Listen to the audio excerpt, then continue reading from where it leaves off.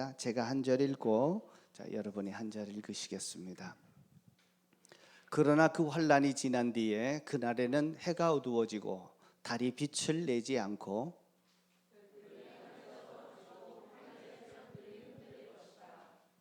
그때의 사람들이 인자가 큰 권능과 영광에 쌓여 구름을 타고 오는 것을 볼 것이다. 그때 그는 천사들을 보내어 땅끝에서 하늘 끝까지 사방에서 선택된 사람들을 모을 것이다.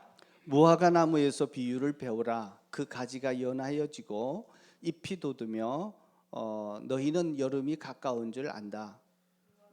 이와 같이 너희도 이런 일들이 일어나는 것을 보거든 인자가 문 앞에 가까이 온 줄을 알아라. 내가 진정으로 너희에게 말한다. 이 세대가 끝나기 전에 이 모든 일이 다 일어날 것이다. 하늘과 땅은 없어질지라도 나의 말은 절대로 없어지지 않을 것이다. 그러나 그날과 그때는 아무도 모른다. 하늘의 천사들도 모르고 아들도 모르고 오직 아버지만 아신다. 조심하고 깨어 있어라. 그때가 언제인지를 너희가 모르기 때문이다. 사정은 여행하는 어떤 사람의 경우와 같은데 그가 집을 떠날 때에 자기 종들에게 권한을 주어서 각 사람에게 할 일을 맡기고 문지기에게는 깨어 있으라고 명령한다. 그러므로 깨어 있어라. 집주인이 언제 오는지 저녁녘일지 한밤중일지 닭이 올 무렵일지 이른 아침녘일지 너희가 알지 못하기 때문이다. 주인이 갑자기 와서 너희가 잠자고 있는 것을 보게 되는 일이 없도록 하여라. 내가 너희에게 하는 말은 모든 사람에게 하는 말이다. 깨어 있어라. 네, 아멘. 우리의 신앙은 신앙 고백으로부터 시작합니다. 예수를 믿게 되면 이 세상을 창조하셨던 그 하나님이셨던 예수님이 이 땅에 내려오셔서 우리의 인간이 되셨다는 것을 고백합니다. 그리고 우리가 지은 죄들을 대신 감당하기 위해서 내가 죽어야 될 그 자리 십자가에서 죽으셨음을 고백하고 죽음에서 머물러 계신 분이 아니라 부활하셨음을 우리는 고백합니다. 그리고 예수님에 대해서 또 한 가지 고백을 하는 것이 있는데 다시 오신다라고 하는 재림 예수입니다. 여러분은 예수님이 다시 이 세상에 오실 것을 믿으십니까? 그것을 고백하시면서 기도하십니까? 그렇게 기도하셨으면 참 좋겠는데 많은 분들이 재림 예수님에 대해서는 잘 고대하지도 고백도 잘 하지 않고 있는 현실이라 그렇게 볼 수 있습니다. 오늘 재림에 대해서 예수님이 말씀을 하고 계십니다. 예수님께서 종말에 대해서 말씀하셨을 뿐만 아니라 우리의 신앙생활에 있어서 재림이 정말 중요합니다. 재림 신앙이 있는 사람들의 삶의 모습은 전혀 그렇지 않은 사람과는 전혀 다른 삶의 모습을 보여줄 수 있기 때문에 그렇습니다. 예수님이 다시 오신다라고 하는 이 사실을 많은 분들이 믿지 않고 믿으면서도 재림에 대해서는 아예 생각조차 안 하고 사는 분들이 굉장히 많습니다.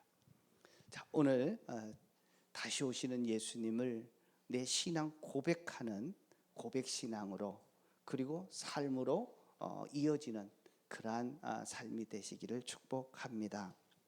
재림 신앙에 대해서 이렇게 많은 분들이 생각지하고 그리고 오시는 것에 대해서 분명한 확신 없이 살아가는 분들이 굉장히 많은데요.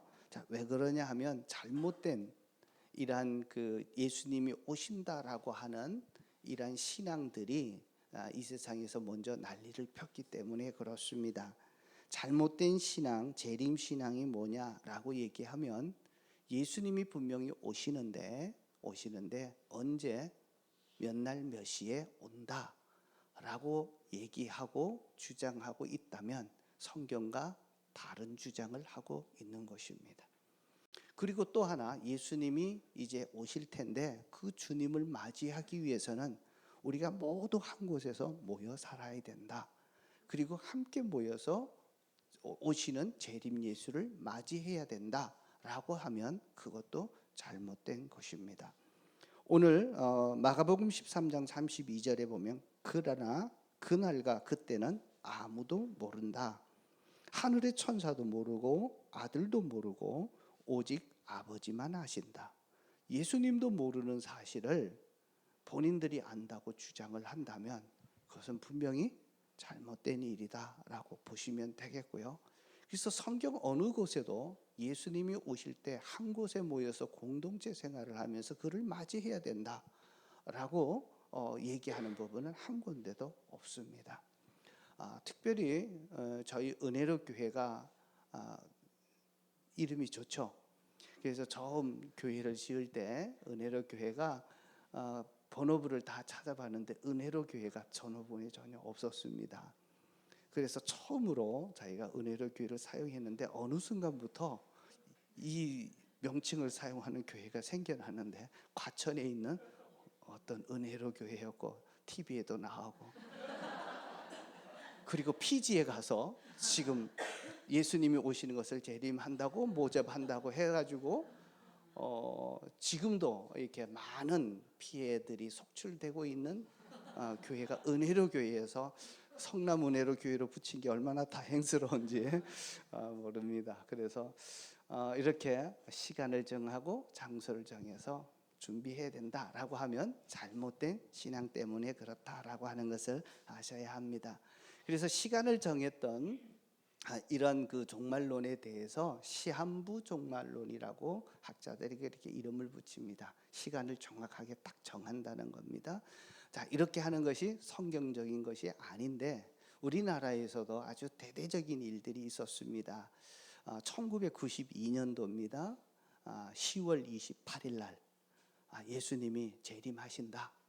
그리고 그의 재림을 대비하는 자들이 이제 예수님께 휴거하면서 들림을 받아서 예수님을 맞이하게 될 것이다라고 대대적으로 이렇게 주장했던 단체가 있었는데요. 다미선교회라고 불렀습니다. 자, 왜 다미선교회냐? 다가올 미래를 대비하라. 자, 이런 뜻에서 다미선교회라고 이렇게 주장을 했습니다. 자, 이들은 1992년 10월 28일 자정에 12시에 밤 12시에 예수님이 오신다라고 주장하면서 많은 사람들이 그 잘못된 유혹에 빠져서 엄청난 일들이 있고 사회적으로도 큰 혼란과 또 피해를 입혔던 그러한 사건입니다. 자, 이때 했던 사람이 이장림이라고 하는 사람인데요. 그러면 1999년 10월 28일이라고 하는 그 날짜를 어떻게 정했나, 어디서 나왔냐라고 하면 자, 16살 난 소년이 이름은 모르겠어요. 16살이 환상을 보았는데 그 날짜를 얘기했다는 겁니다. 자, 성년도 아니고 갑자기 일어나서 언제 예수님 오실 거다 했던 것을 가지고 근거로 해서 그 난리를 폈던 겁니다. 16살 누구 나이가 되나요? 자, 그 나이의 아이들이 아직 청소년 아이들이 자, 내가 환상을 보았는데 몇 월 며칠 날 예수님이 오신다고 했다 말한다고 해서 그대로 믿는 그조차도 어떻게 보면 우습지 않습니까? 성경적인 기반이 전혀 없이 행했습니다.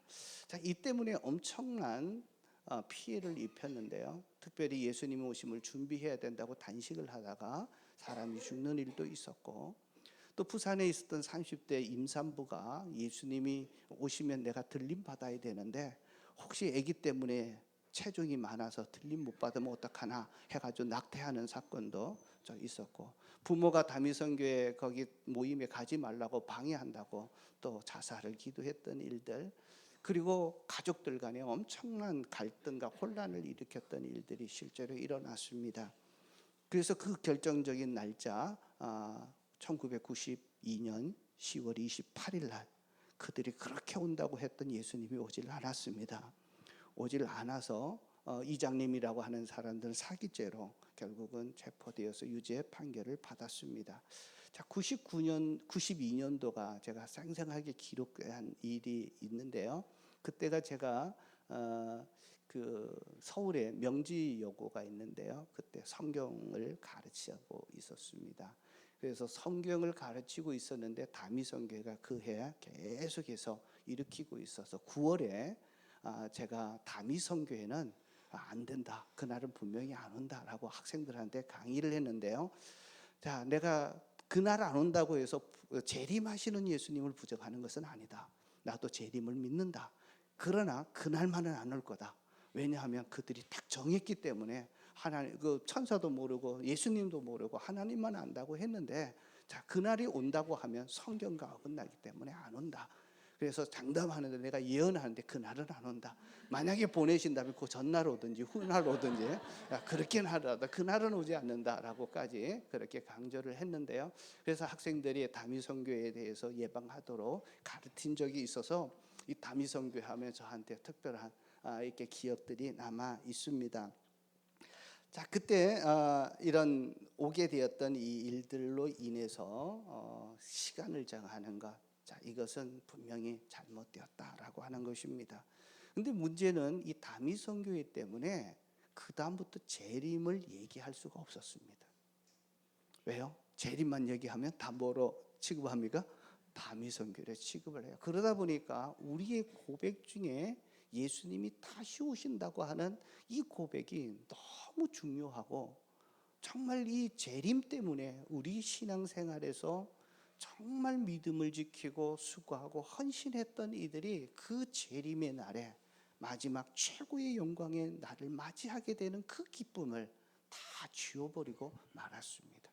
그래서 이제 다시 한번 우리가 회복해야 될 신앙이 있다면 재림 신앙입니다. 그래서 주님이 말씀하시는 재림은 어떤 의미인지, 재림 신앙은 무엇인지를 오늘 다시 한번 확인하시고, 정말 다시 오실 예수님을 갈망하고 고대하면서 그 신앙으로 준비하는 저와 여러분들이 되셨으면 참 좋겠습니다. 그래서 예수님께서 오늘 본문에 보시면 오실 일에 분명히 오시는데, 그때는요 정말 그 처음 어린아이의 모습으로 오실 때 조용하게 오신 것과는 전혀 다르게 영광과 권능을 가지고, 그리고 천지를 뒤흔들면서 오시게 되어서, 자, 그때는 모든 사람들이 예수님이 오시는 것을 알게 될 것이다 라고 성경은 그렇게 얘기하시는데, 자, 중요한 것은 몇 월 며칠 날 어디에 오냐 이것이 문제가 아니라, 자, 예수님께서 이 종말에도 마찬가지인데요, 재림 신앙을 얘기하시면서는 깨어 있으라라고 하는 메시지를 주십니다. 자, 몇 월 며칠이 중요한 것이 아니라 어떻게 준비하고 사느냐가 중요합니다.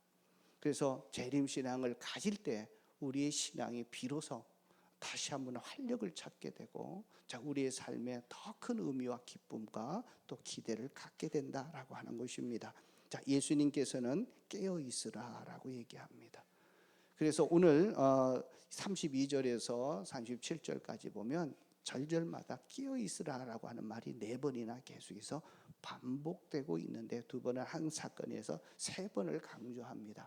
그래서 깨어 있으라라고 하는 이 말을 정확하게 이해할 때, 이것이 재림 신앙이다. 그래서 재림 신앙을 한마디로 딱 요약하면 깨어 있는 신앙입니다. 자, 그러면 깨어 있으라라고 하는 말이 도대체 무엇인가요? 자, 3가지로 오늘 제가 말씀을 드리는데, 첫 번째는 깨어 있으라라고 하는 것은 자신의 삶을 하루하루를 성실하게 살라라고 하는 것입니다.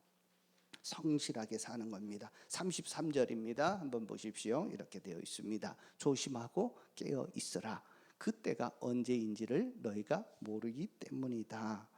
자, 깨어 있으라라고 얘기합니다. 그러면서 한 주인이 종들에게 각자 자기가 할 일을 맡기고 나서, 그리고 마지막 문지기에게는 자, 깨어 있으라라고 문지기에게 얘기합니다. 자, 이 말은 뭐냐면 문지기의 역할이 뭡니까? 밤에 지키는 거예요. 그래서 밤중에 깨어 있지 않으면 자기의 어떤 직임을 제대로 감당하지 못하는 것입니다. 그래서 자기의 역할을 잘 감당하라고 하는 의미에서 문지기에게 얘기했고요. 다른 역할을 맡았던 사람은 그 역할에 성실하게 추구하는 일들입니다. 자, 그런데 실제로 이제 예수님 주인이 떠나갔으니까 종들은 어떻게 생활합니까? 종들이 주인이 있을 때는 아침에 가서 무엇을 해야 되는지 시키는 대로 했을 것이고, 하다가 어려운 점이 있으면 그 주인에게 달려가서 이렇게 어떻게 해야 됩니까? 물어보면서 하루하루를 자기의 일을 충실하게 했을 겁니다. 근데 주인이 없으니까 어떻게 해야 돼요? 주인이 평상시에 계셨던 것을 다시 한번 생각하고, 주인이라면 이때 어떻게 했을까, 무슨 말을 할까 생각하면서 자기 업무들을 충실하게 성실하게 이행해 가는 것과 마찬가지입니다. 그래서 첫 번째 깨어 있으라라고 하는 것은 매번 지금까지 해 오던 대로 성실하게 그 일을 감당하라라고 하는 뜻입니다. 사실 신약 성경에도 보면요, 이 재림 문제 때문에 예수님이 다시 온다는 것 때문에 문제가 있었던 교회가 있었습니다. 여러분이 잘 알고 있는 교회인데요, 데살로니가 교회입니다. 그래서 데살로니가 후서는요, 이 예수님이 다시 오신다라고 하는 이곳에 문제가 있어서 바울이 특별히 썼던 책이 데살로니가 후서입니다. 자, 데살로니가 후서 3장 10절에서 11절을 보시면, 자, 같이 한번 읽겠습니다. 우리가 여러분과 함께 있을 때에 일하기를 싫어하는 사람은 먹지도 말아라 하고 거듭 명하였다. 자, 11절. 그런데 너희가 들으니 너희들 가운데 무절제하게 살면서 일하지 않고 일 만들기만 하는 사람들이 더러 있었다. 자, 더러 있었는데요, 어떤 사람? 일은 하지 않고 게으르고 무절제하고 일을 만드는 사람들이 실제로 생겨났습니다. 자, 그러면서 자, 이들에게 얘기하는 것은, 이때 이들이 어떤 생각인가 하면요, 예수님이 오신다고 하니까 예수님이 오시면 되지, 이제는 더 이상 내 삶이 필요 없어, 예수님만 맞이하면 돼. 그래서 일도 하지 않고, 그리고 생업도 때려치우고, 자기에게 책임있는 가족들 돌보지도 않고 무절제하게 살았던 사람들에게, 자, 일하기를 싫어하거든, 뭐도 하지 말아라, 먹지도 말아라 라고 얘기하면서 일상생활에서 자기의 삶을 유지할 것을 얘기하는 겁니다. 그래서 재림신앙을 가지신 분은요, 내일 예수님이 다시 오신다고 해도 오늘 하루를 성실하게 사는 사람들입니다. 그래서 열심히 일하면서 자기가 맡겨진 업무를 열심히 얘기하고, 자기에게 맡겨졌던 가족들을 책임지는 자들입니다. 그래서 재림신앙을 가진 사람은요, 자기 가족들을 책임지는 사람입니다. 가끔 보면 가족을 책임지지 않는 참 무기력한 사람들이 있으면 참 얼마나 안타깝습니까? 가족도 고생하는데 재림신앙이 있다면 자기의 처자식들, 가족들을 책임질 일은 해야 합니다. 그리고 맡겨진 일을 철저하게 하는 것이죠. 자, 실제로 시한부 종말론에 빠졌던 사람들도요, 똑같은 유형들이 나타납니다. 자, 깨어 있으라라고 했으니까 그 말을 제대로 잡았어요. 근데 잘못 오해하면서 해석합니다. 깨어 있으라고 하니까, 깨어 있으려니까 언제 깨어 있어야 됩니까? 밤중에. 그래서 밤 12시부터 다미성교 사람들이 모이기 시작했어요. 그리고 새벽에 해 뜰 때까지 그들이 기도하고 막 열심히 하는 거예요. 그리고 이제 아침이 되면 출근을 해야 되는데 밤새 절하고 있었으니까 어떻게 됩니까? 잠을 자야죠. 자고 일어나면 12시가 넘고 1시가 넘을 때까지 늦게까지 자고, 그리고 예수님 오신다고 하니까 또 준비해야 된다고 또 이 시간들 허송하면서 자기 일을 전혀 하지 않는 거예요. 자, 이런 것 때문에 가족들 간에 문제가 생기고, 그것 때문에 많은 혼란이 일어나게 됐습니다. 자기 삶을 제대로 하지 않는 거예요. 자, 재림신앙의 첫 번째는 하루하루의 자기의 삶을 성실하게, 그리고 책임질 일들을 책임지면서 살아가는 것입니다. 이해되십니까? 자, 뿐만 아니라 우리가 하루하루 또 책임져야 될 한 영역이 있는데, 그게 뭐냐 하면 하나님과의 관계입니다. 자, 믿는 사람들은요, 우리가 매일매일 하나님과의 긴밀한 관계를 유지하면서 살아가야 합니다. 그래서 주님의 관계가 무뎌지지 않아야 합니다. 우리가 재림신앙이라면 예수님을 고대하고 맞이하고 있기 때문에 예수님과의 관계가 무뎌지지 않도록 하는 것이 굉장히 중요합니다. 자, 그래서 매일의 삶 속에서 아침에 말씀을 읽고 또 기도하고 저녁에 감사하고 찬양하는 일들이 매일 계속 성실하게 지속되어지면서 누구와의 관계가? 하나님과의 또 주님과의 관계가 밀접하게 되는 것입니다. 특별히 주님의 관계가 무뎌지지 않도록 하는 겁니다. 자, 여러분 오늘 주보를 보시면 칼럼을 제가 했는데 김재정 목사님의 칼럼인데요. 보니까 오늘 설교하고 비슷하기도 해서 제가 옮겨 이렇게 인용을 해뒀는데 꼭 한번 읽어보시면 좋겠는데요.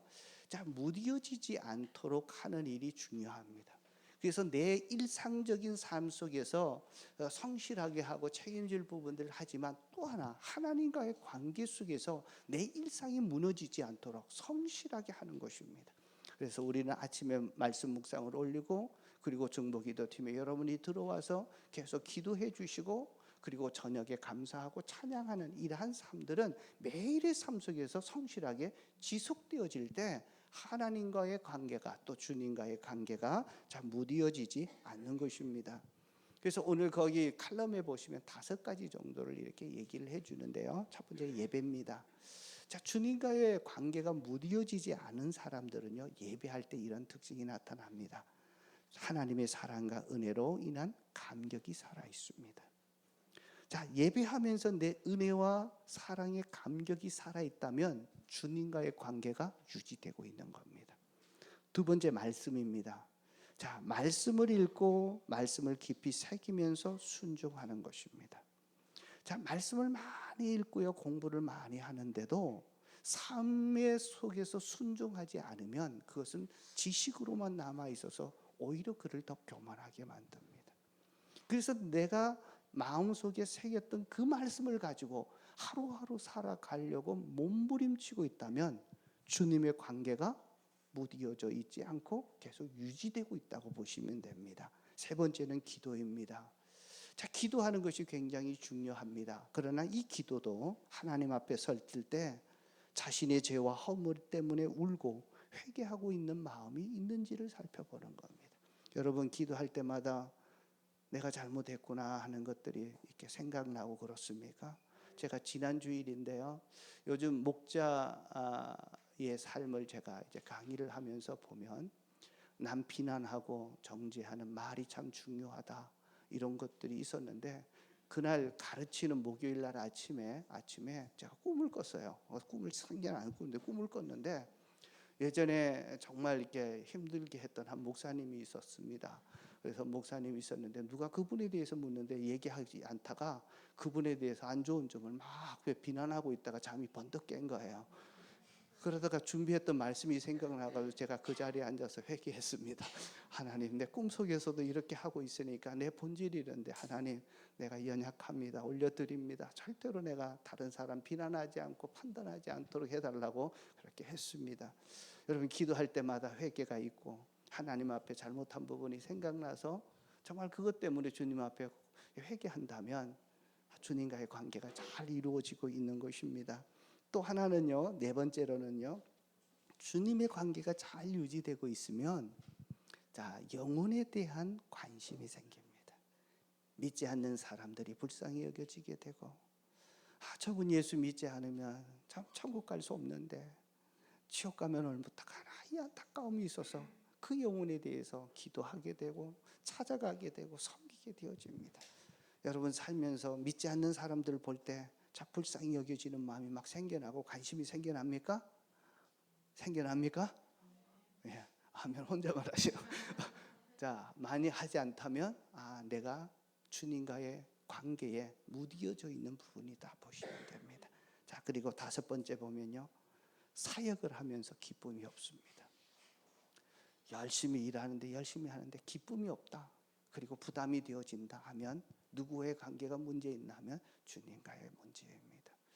자, 우리는 일상생활에서 내 육체적인 사랑과 관련되어서 정말 매일 해야 되는 성실한 삶이 계속 유지되어야 되는 것이 깨어있는 삶일 뿐만 아니라 주님과의 관계 속에서 말씀과 기도와 찬양과 감사가 계속 이루어지는 겁니다. 그래서 보면 우리 목자 목녀님들이 이제 목장별로 감사 나눔을 또 하기 시작하고 막 이렇게 하는데요. 우리 함께 감사하고 또 찬양하는 것 중요합니다.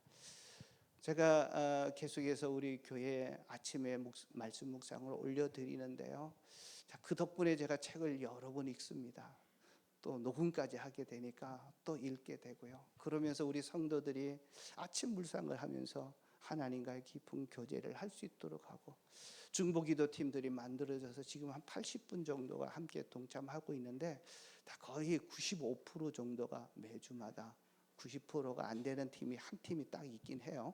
한 팀이 있는데 매일 하는데, 자, 한 2, 3분이면 기도 충분히 하거든요. 읽고 아멘 부르는 부분인데 기도하게 하고, 또 저녁에 감사 나눔들이 있고 또 찬양하는데, 자, 감사 나눔하는 부분을 함께 다시 좀 시작해 보면 어떨까 싶습니다.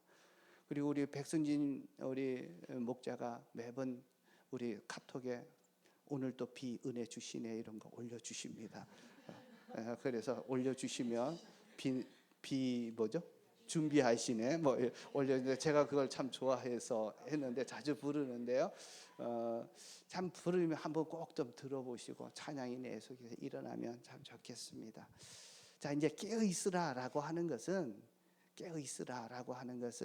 자, 일상생활에 성실하게 자기의 책임을 감당하면서 하루하루 살아라라고 하는 의미고, 또 하나님과의 관계, 이 영적으로 무뎌지지 않기 위해서 성실하게 하루하루를 살아가는 게 깨어있는 신앙입니다.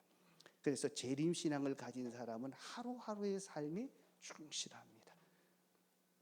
자, 두 번째입니다. 깨어있는 삶은요, 주님이 맡기신 사명에 충성하는 것이 깨어있는 삶입니다.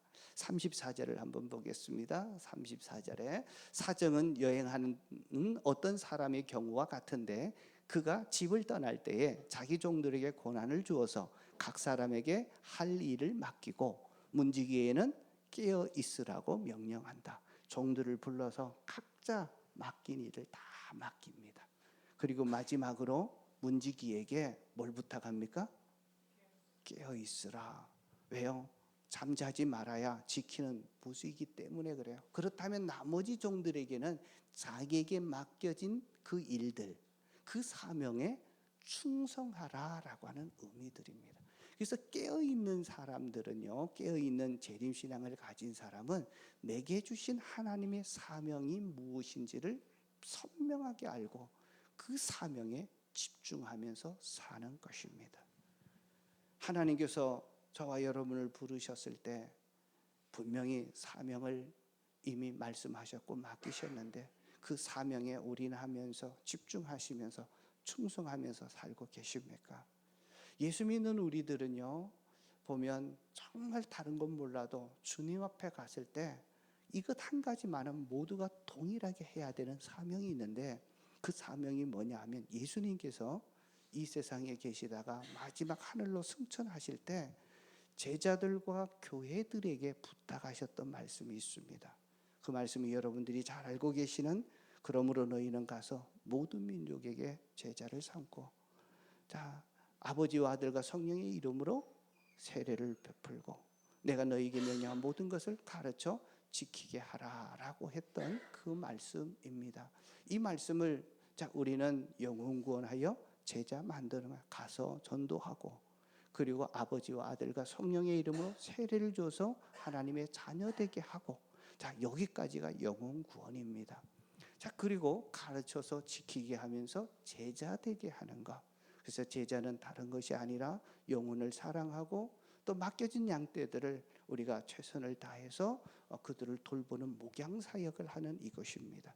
그래서 제자는 목자, 목녀가 하나님께서 주신 우리의 사명이다라고 얘기하는 것입니다. 자, 그렇다면, 자, 우리가 다른 것은 못해도 하나님이 주셨던 이 사명을 잘 감당하는 일들입니다. 그래서 영혼 구원하는 일에 내가 집중하는 겁니다. 주님께서는 세상의 모든 사람들이 구원받기를 원합니다. 그래서 베드로전서 보면 모든 사람들이 회개하고 지옥 가는 것을 원하지 않습니다. 다 구원받기를 원하십니다. 자, 영혼 구원에서 제자 삼으라는 이 사명, 자, 우리가 감당하는 일들입니다. 제가 이번 그 탐방을 계속하고 있는데, 어제 인도네시아 목장을 탐방하고 왔습니다. 우리 목자 목녀가 그 돼지고기로 아주 요리를 잘해서 또 와가지고 준비를 하고 있는데, 제가 정말 인상 깊게 보았던 부분은요, 자, VIP 나눔들을 하고 있는데 VIP들의 한 주간의 삶을 어떻게 지내는지 다 얘기를 해요. 자, 그런데 그 VIP에 대해서 잘 보지도 않았는데 다른 식구들이 그 사정들을 다 알고 있어요. 그리고 또 물어보고 이렇게 해요. 그래서 제가 얼마나 마음이 뜨거워졌는지요. 이런 마음이 들더라고요. 이제 인도네시아 목장은 지금까지 VIP가 잘 오지 않아서 정말 힘들게 하고 있는데 VIP에 대한 관심과 그리고 특히 기도하는 그 모습을 보면서 열매 주실 날이 멀지 않았구나. 참 그런 생각을 하게 되었습니다. 여러분, 하나님의 정말 소원은 믿지 않는 사람들이 돌아오는 일이라면 우리가 그 일에 대해서 주님께서 오셨을 때 내가 마지막 부탁한 이것을 너희가 꼭 들어주기를 원한다 그렇게 얘기하지 않겠습니까? 그래서 한 사람을 구원하는 일들을 우리가 꼭 이루어야 됩니다. 주님 앞에 섰을 때 내가 전도한 사람, 정말 구원받은 사람이 한 사람도 없다면 그것이 바로 부끄러운 구원입니다. 그래서 교회에서 늘 기도하기를 저는 올해 우리 성도들이 1명 이상 VIP들 5명이 있는데 그들 목장에 초대해서 정말 예수님 영접하고 세례받아 하나님의 자녀 되는 그 기쁨을 누리게 해달라고 계속 기도하고 있는데요. 여러분 그 목적을 갖고 기도하시죠. 자, 그러면 여러분이 그 1명의 잃어버린 영혼들이 구원받기를 원한다면 올해 그 일들이 성취될 것 같습니까? 성취될 것 같습니까? 성취되는 사람을 보면요. 자, 1년에 1명 이상 하게 해달라 그러면 이렇게 하는 사람들은 거의 못해요. 올해까지 1명 하겠습니다. 자, 이렇게 정말 뭉뚱그려가지고 두리뭉실하게 기도하는 사람은요 반드시 없어요. 대부분 영업하시는 분들이 어떤 거냐 하면 월말에 내가 목표치를 이루려고 하면 월말에 딱 맞춰서 다 이루려고 합니까? 아니면 미리 좀 일자를 좀 땡겨놓고 목표를 정합니까? 다들 땡겨놓고요. 그래서 빠른 사람은 보름 15일이 절반이 갔을 때 70% 80% 해야지. 그리고 나머지 부분들 해야지. 이렇게 다 정합니다. 그래서 올해가 가기 전에 1명 전도하겠습니다. 이렇게 기도했던 분들은요. 이제 조금 이렇게 목표를 당기셔야 돼요. 자, 올해 전반기 6월 달까지 전반기가 가기 전에 내가 VIP를 내 목장에 초대하고 그들로 예수 영접하게 해서 세례받게 해야 되겠다. 그래서 하나님의 자녀 되는 기쁨을 누려야지. 시간을 좀 땡기셔가지고 1명 이상 그렇게 하시면 좋겠습니다. 그리고 여러분들이 VIP에 대해서 정말 관심이 있다면요, 그 영혼을 위해서 열심히 기도하셔야 됩니다. 그래서 기도하시면 누구냐면 VIP의 명단이 누구인지 정확하게 갖고 기도하셔야 돼요. 아직도 보면 누구 엄마라고 이렇게 누구 마음이라고 했던 거 있다면 한번 정말 관심이 있다면 그 이름을 불러가면서 기도하는 것이 중요합니다. 자, 이름 아는 거 쉽습니다. 자녀들이니까 자녀한테 엄마 이름 뭔지 한 번만 알려고 해도 분명히 알 수 있어요. 문제는 마음이 없는 거예요. 성의가 없는 거예요. 그러니까 그 집중하지 않으니까 정말 그 영혼이 이렇게 잘 구해지지 않는 것이거든요. 그래서 혹시 누구 마음이라고 이렇게 적혀져 있다면 오늘부터 다시 물어서 정확하게 하고 기도하시면서 6월이 지나가기 전에 내가 그렇게 한번 해봐야 되겠다라고 하는 겁니다. 자, 그게 영혼 구원하는 것뿐만 아니라 정말 우리가 가정교회 하면서 교회의 존재 목적이고 나를 보내신 목적이 거라면 제자 만드는 것 아니겠습니까? 제자는 다른 아닌 목자, 목녀가 되면 영혼을 구원하는 일에 힘쓰게 되고, 자, 그리고 그 영혼 구원을 받았던 분들을 마치 자녀를 양육해서 다시 결혼 재가시키듯이 정말 많은 희생과 수고들이 들어갑니다. 그래서 제자로 살아남기 위해서 그들을 품어주고 그들을 이끌어줄 목자, 목녀들이 더 필요합니다. 이 사역이 바로 제자 만드는 사역들입니다. 자, 그렇다면 여러분이 목자, 목녀에 대한 꿈을 가지셔야 합니다. 오늘 우리 이숙자매가 다녀와서 뜨거운 마음으로 오셨는데 그 주셨던 은혜와 사랑 사그라뜨리지 말고 계속 가십시오. 그러려면 전도해야 돼요. 전도해서 3명 전도해서 내가 데리고 분가하시면 되고요. 이제 유태현 이제 두 분이 갔다 왔으니까 힘을 합쳐가지고 열심히 하시기를 축복합니다. 그리고 우리 성도님들 평신도 다녀왔던 분들 보면 오래 있다 보면요 자꾸 사그라져요. 자, 그래서 다시 한 번 더 목자 목녀의 꿈을 꼭 갖게 하시고 다른 것 못해도 주님이 했던 그 일에 대해서 열심을 내야 되겠다 그렇게 하시면 좋습니다. 대부분 우리 목자 목녀님들 보시면요 열심히 정말 애쓰고 수고합니다. 매 주마다 VIP를 만나고 목원들을 만나고 정말 식구들이 아프면 병원 찾아가고 섬겨주는 우리 목자 목녀들이 수고 보면 너무너무 감사하고 목사보다 낫다라고 생각될 때가 훨씬 많습니다. 존경합니다. 그런데 영혼의 구원이 열매가 이루어지지 않으니까 사람의 변화가 없으니까 그것 때문에 너무 힘들어하고 있는데요. 자, 그러나 사람을 변화시키고 믿게 하시는 것은 내 노력이 아닙니다. 하나님이 하실 일이에요. 내가 할 일은 내가 전하는 일입니다. 한 돌보는 일이에요. 그래서 다 하나님 보실 때 잘했다 그렇게 칭찬하실 것입니다. 자, 이제 다시 한번 영혼 구원하는 일에 우리 모든 성도들이 관심을 가지시고 또 하나 목자 목녀 되는 일에 꿈을 가지시고 정말 소원을 가지고 그렇게 하시기를 축복합니다. 그래서 하나님 오실 때 내가 목자 목녀하다 주님 앞에 왔습니다. 당당하게 얘기하면 우리 주님께서 웃으시면서 칭찬하시면서 잘했다 그렇게 주님께서 축복해 주실 것입니다. 자, 세 번째입니다. 깨어있는 그 신앙은요 주님의 보상을 기대하면서 사람을 챙기고 섬기는 사람들입니다. 사람을 사랑하는 사람들입니다. 주님이 오시는 날, 재림의 날은요 기대하고 그것을 바라보는 자들에게는 해방의 날이고 구원의 날입니다. 기쁨의 날이고 무엇보다도 보상받는 날입니다. 하나님의 상급받는 날이에요. 그래서 이 세상 살면서 이 고통의 시대에 주님의 사명을 감내 희생하고 수고했던 것에 대해서 주님께서 인정해 주시고 그보다 더 걸맞는 보상을 상급을 주시는 날이 그래서 재림의 날입니다. 그래서 예수 믿는 우리들이 정말 최고의 날이 있다면 예수님이 재림하시는 그 날입니다. 믿습니까? 그래서 하나님의 보상을 받는 날이기 때문에 기쁨의 날이고 영광의 날이기도 합니다. 그러나 예수님을 믿지 않고 재림을 잊고 사는 사람에게는 그날은 심판의 날이 될 것이고 두려움의 날이 될 것입니다. 자, 여러분 예수님의 재림을 믿습니까? 자, 그러면 제가 한번 질문을 바꿔보겠습니다. 만약에요 예수님이 일주일 후에 이 세상에 오신다면 여러분은 뭐 하시겠습니까? 자, 어제와 똑같이 내가 살겠습니다 하면 재림신앙을 갖고 사시는 분들이에요. 하루하루 성실하게 살고 내 가족 책임지고 맞죠? 그리고 내게 주었던 영혼들 계속 만나서 그러니까 지난주의 삶하고 이번 주의 삶이 전혀 다르지 않는 거예요.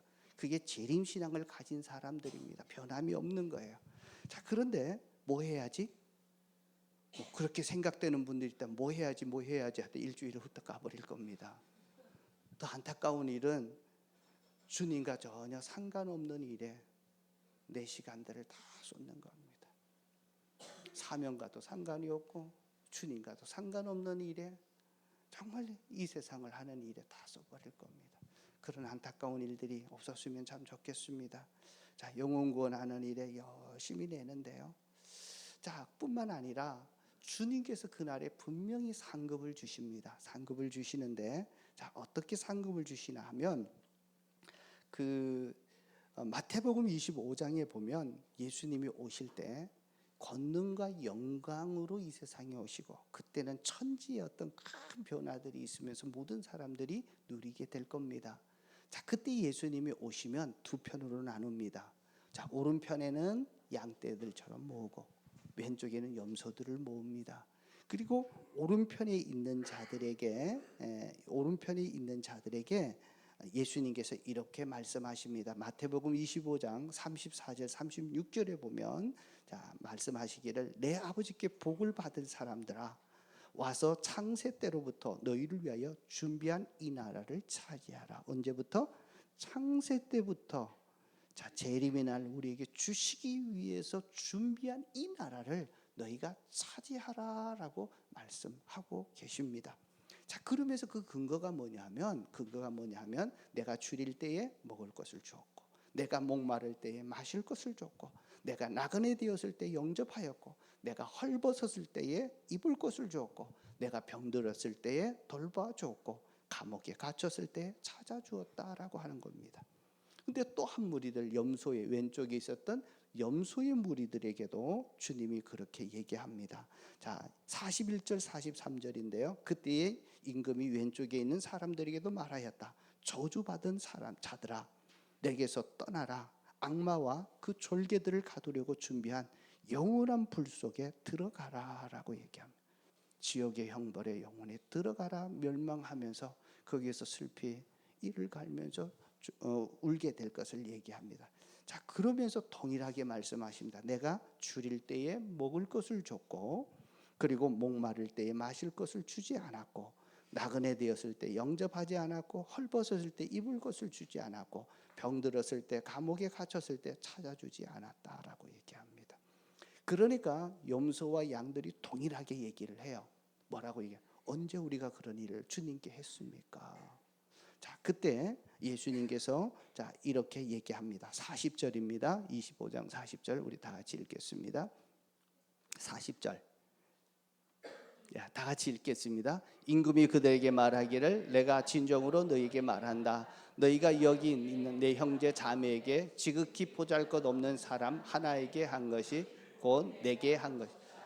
자, 살고 있는 가운데 너희들 가운데 있었던 지극히 작은 형제 자매에게 한 것이 곧 내게 한 것이다. 그래서 사람을 섬기고 사랑하는 일입니다. 보살피는 일입니다. 정말 불쌍하고 연약한 자들 누가 알아주지 않아도 그들을 돌보고 보살피고 사랑을 베풀었던 것은 주님께 행한 것이기에 주님께서 너에게 보상을 해주신다라고 얘기합니다. 그래서 재림을 믿고 산다는 것은 말로 고백하는 것에서 그치지 않고요, 반드시 삶 속에서 열매로 나타납니다. 매일의 삶 속에서 나타나는 것입니다. 형제 자매에게 한 것, 특별히 지극히 보잘것없는 자에게 한 것이 내게 한 것이다 라고 합니다. 그래서 재림신앙을 갖고 있는 자들은 주변의 사람들에게 관심을 갖고 보기 시작합니다. 누군가 어려운 일을 할 때 어떻든 도와주고 그들을 섬겨주고 애써주는 일들입니다. 여러분, 이번 한 주간에 여러분 주변에서 힘들어하고 어려워하는 자들이 있다면 그것이 가족이든 또 우리 목장 식구든 교회 식구든 아니면 다른 사람이든 여러분이 한번 용기를 내어서 그들을 한번 보살펴 주시고 사랑을 한번 베풀어 보시면 어떨까 싶습니다. 그래서 사랑을 베푸는 것이 중요합니다. 또 하나가 있는데요, 사람들 가운데 불편한 원수들이 있습니다. 그래서 원수는 다른 원수가 아니라 나와 불편한 관계에 있는 사람이 원수라고 한번 말씀을 드렸죠. 그래서 그들을 용서하는 일입니다. 불편하게 느껴지고 힘들어 그 사람 때문에 내 삶이 정말 어렵다고 생각되는 그분을 용서하고 내가 먼저 사랑의 손길을 내밀어서 화해를 요청하는 것입니다. 그럴 때 주님께서 불편한 사람이 없게 하는 것, 원수 관계를 정리하는 것, 자, 그것이 바로 예수님께 하는 일들입니다. 이제 정리하겠습니다. 재림신앙이라고 하는 것은 하루하루 성실하게 책임을 지며 살아가는 것입니다. 주님과의 영적인 무뎌지지 않기 위해서 말씀과 기도와 그리고 감사와 찬양으로 하루하루를 계속 성실하게 지속하는 일입니다. 그리고 깨어 있으라고 하는 두 번째는 주님이 주신 사명, 영혼 구원하여 제자 만드는 일에 그 일에 집중하면서 사는 것입니다. 자, 영혼에 있어서 내가 만나는 직장에서 만나는 이들에게 다시 한번 그들에게 복음을 전하고 내가 예수 믿어보니 이렇게 좋더라 자꾸 은혜를 간증하는 겁니다. 세 번째로는 내 주변에 있는 사람들, 내 이웃들에게 특별히 불쌍하고 내 도움의 손길이 필요하는 자들에게 사랑을 베푸고 돕는 일들이고 불편한 관계에 있었던 사람들과 용서하고 화해를 시도하는 일입니다. 쉽지 않은 일일 겁니다. 그러나 그렇게 할 때 주님께서 잘했다 그렇게 칭찬해 주실 것입니다. 이제 우리 언젠가는 주님이 오시면 맞이하게 될 텐데요. 주님이 오시든지 우리가 예수님을 만나는 방법은 두 가지입니다. 하나는 주님이 오실 때 우리가 만나게 되고, 또 하나는 우리가 이 세상을 떠나 죽을 때 주님을 만나게 됩니다. 둘 중 하나 어느 것이 먼저 될지 우리는 언제든지 주님을 만나게 되는데, 오늘 주님을 만나게 될 때 참 기쁨으로 주님을 맞이할 수 있기를 축복합니다. 아직까지 예수님을 나의 주인으로 모시지 못하고 아직 믿지 못해서 내가 천국 갈 확신이 없다, 주님이 다시 오시는 것에 대한 확신이 없다고 생각되면 예수 영접 모임에 꼭 참석하십시오. 그리고 아직까지 예수 영접 모임에 참석하지 않았던 분들은 예수 영접 모임에 참석하시면 좋겠습니다. 자, 이번 4월까지 주일날 하는 생명의 삶이 다 마쳐집니다. 그래서 5월 첫 주부터는 매주 첫 주에는 예수 영접 모임을 하려고 합니다. 우리 목자 목녀님들 보셔서 오늘 이 세상 떠나서 천국 갈 확신이 없다면 예수 영접 모임에 꼭 한번 참석할 수 있도록 해 주십시오. 그래서 어떻게 예수님을 영접하고 받아들였을 때 정말 우리의 영혼이 주님 앞에 가게 될 겁니다.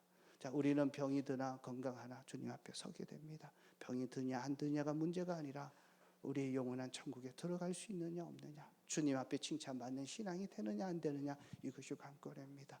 다 주님 앞에 서서 잘했다 칭찬받으시고 상급받는 또 저와 여러분들 되시기를 축복합니다. 자, 여러분들 말씀 카드 한번 좀 내보시고요. 거기에다 오늘 주시는 말씀 한마디를 좀 이렇게 적어 보십시오.